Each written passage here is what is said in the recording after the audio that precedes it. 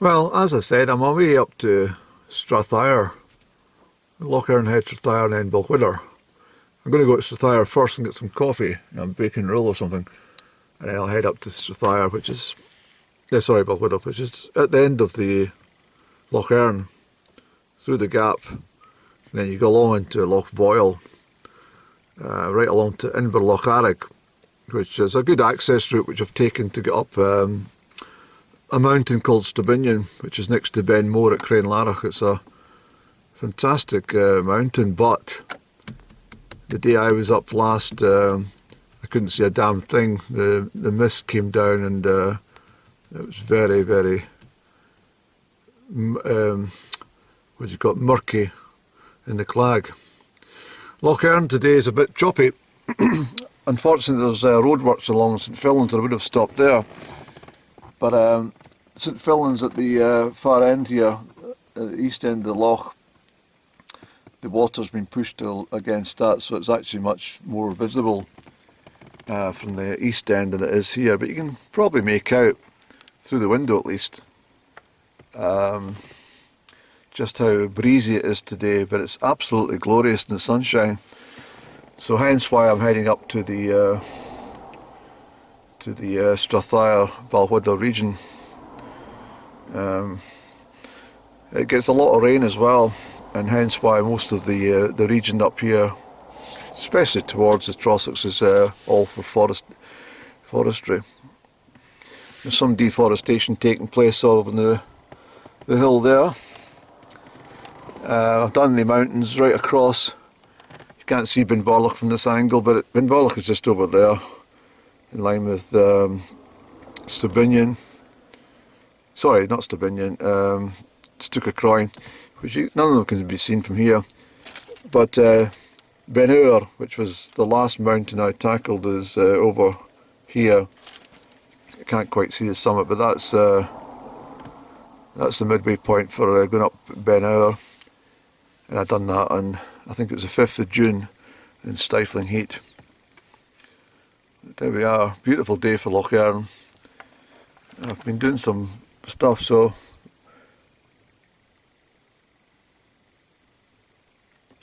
almost noon. So we'll get along here. I'll stop off at Lochearnhead for a cigarette and get the loo at the public toilets, and then I'll pick up either in Strathyre or indeed at Balquhidder, whatever, probably Strathyre. So from the view from my car, it's not really worth getting out because the wind's so strong you wouldn't hear me in the camera, truth to be told. Perfect day for being on the lee side on some of these mountains. Fantastic air clarity, and certainly very good for the soul to be on the mountains in the day like this. But we'll leave it at that just now, and I'll pick up shortly. So I've stopped off here at Lochearnhead at the public car park. These are the kind of standard houses you get in Lochearnhead. There's quite a lot of them, and these are habitable. Well, somebody actually lives in them, that's what I mean. And so therefore, that's the kind of house I'd like to stay in. This camera's pointing up to, that's Glen Ogle, through there. Over behind the cars there, that's the Highland Games Park. And I was up here in July at the Highland Games. It's a fantastic occasion. I put one of the guys up, Dr. Peter McAllister his name was, and he allowed me to film his entire Pibroch set. But the thing is, I didn't realise it lasted about 18 minutes. But it was good news, he actually won the competition at the Crieff Highland Games about 4 weeks later, so I was very pleased to hear his name being announced. He's a very good piper. But that's the Highland Games Park over there, and normally it's visited by sheep and cattle, livestock are in there up until about 5 days before the Highland Games commence in the 3rd week in July. I've competed at the Lochearnhead Highland Games on many occasions. The old Highland Games Park was actually there's a burn that runs through down into the Lochearn. That's the old Highland Games Park, which I used to run, and also used to run the hill race. and the hill race takes you up onto a mountain which I was up last year. It's called, let me focus in a wee bit for you. It's called Maelreamer, and that's the hill race. I'll show you, maybe I'll put up another couple of photographs that might give you a better indication of just how steep that is. I ran against some English fell runners, and I came fourth in my very first occasion on that hill race, although I have run the hill race at Oban and Braemar, and Kenmore as well.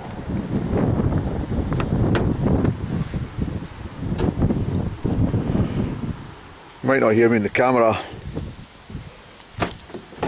so I got in the car. It's actually quite chilly now. Let me not speak too long on this bit of blog, because this is not much of a view. But yeah, so the days of competing at the Highland Games, it wasn't just a case of running like for myself, maybe running a half-mile race and the mile race. Sometimes it was a 2-mile race, and also the 400 metres, and sometimes you're asked to compete in the relay. So you're absolutely exhausted, but you were very fit, very physically fit, and trained hard for it, so the body could cope quite well. But the hill races were a different matter. The technique of getting up was one thing, but the English fell runners, I'm talking about a lot of border runners and English fell runners. These guys are like the way we would run on the flat. That's the way they run down the hills. They are absolutely phenomenal speed and real guts and determination, because one tumble could damage you for life. But the championships were always held at Alva Highland Games, and I never competed in the Alva hill race. It was just not the right part of the season for me, and that was through guidance from my coach and stuff. But the Golden Mile, as it was called at Alva, was a wonderful race. I used to really get myself up for that one. I probably was placed, but I would never won at Alva. It was a great disappointment. I never won that race at Alva ever. But it's certainly a wonderful gathering. Well, not so much a Highland gathering, but more of a Highland Games for the Hillfoots, for that part of Scotland. Anyway, I shall go and smoke the cigarette. Excuse me, talking about athletics now, I'm talking about smoking a cigarette. Smoke the cigarette, and then I'm going to get the loo, and then we'll go down to Strathyre.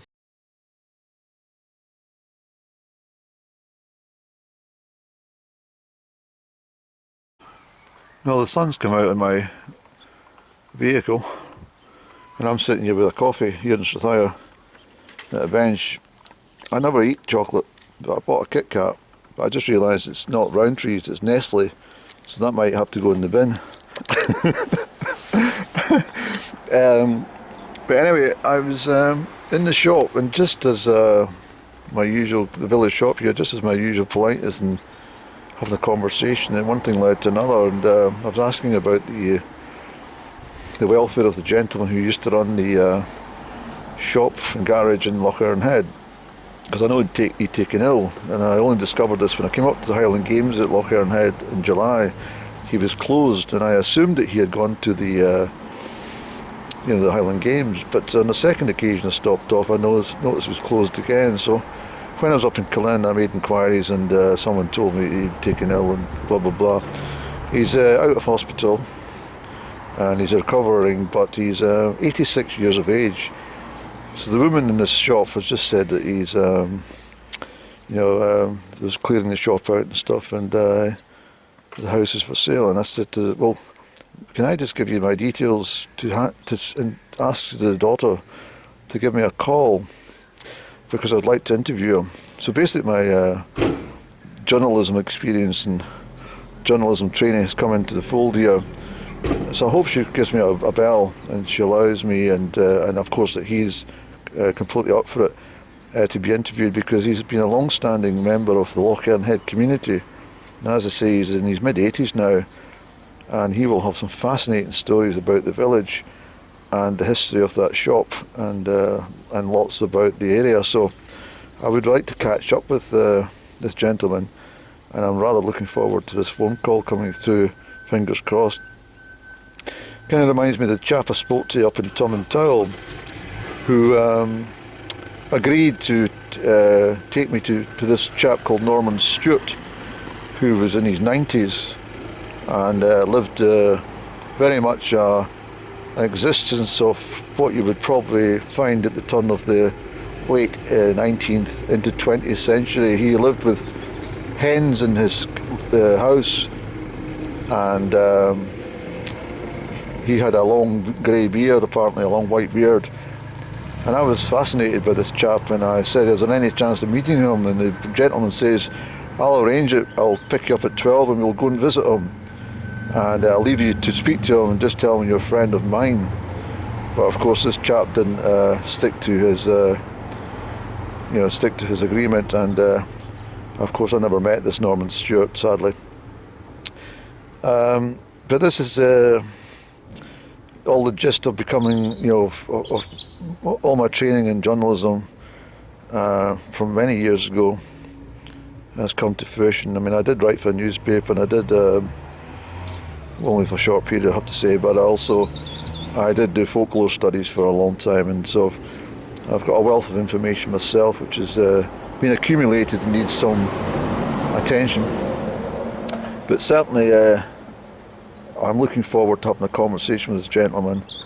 I might stop off and take a photograph of the shop just for the purpose of this vlog, but unfortunately the shop is now closed, and I'm so glad in the last 2 to 3 years I've actually made a point of visiting on a regular basis, and I never for a moment thought the chap was that old. I seriously thought he was maybe in his early to mid 70s, but never in his mid 80s.